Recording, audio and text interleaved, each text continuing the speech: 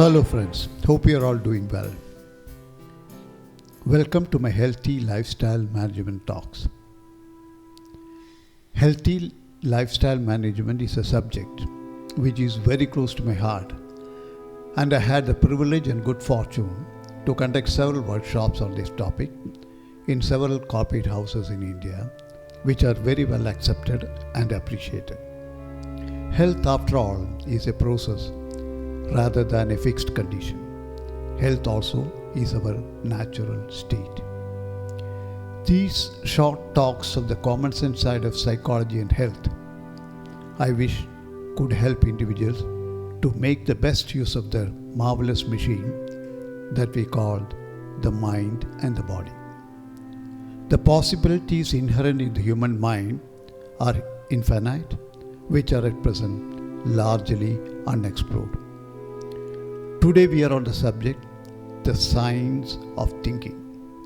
Thinking in general term is a process of using one's mind to consider or reason about something. It is also an entirely conceptual activity of the mind.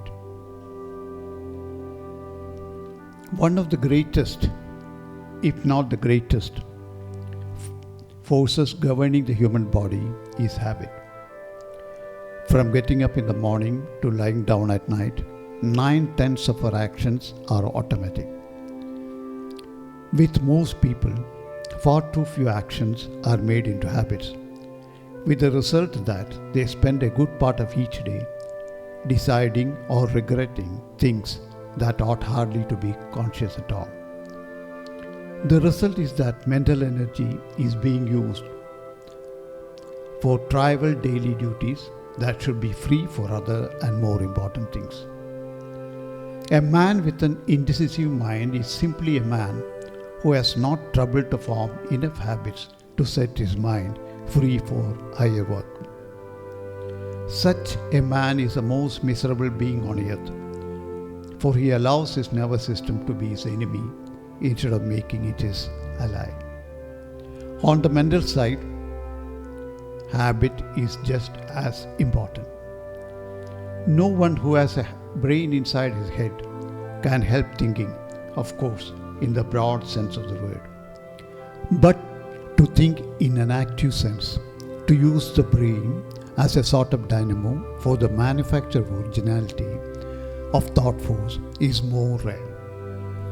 Yet everyone can do it if conscious effort is used, if the effort is made every day, if in other words, a habit of thought is formed. The man who can think is always the master of the man who can only do. The men who rise highest in this world are those who can both think and do. It is never too late to form habits. The older one gets, the more difficult it is. That's all.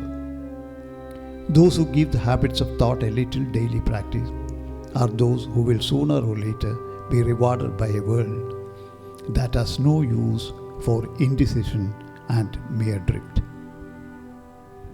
Remember this: the only people who do not change their mind are stubborn people who won't, and dead people who can't.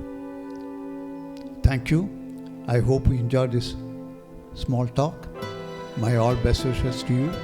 Take care, stay healthy.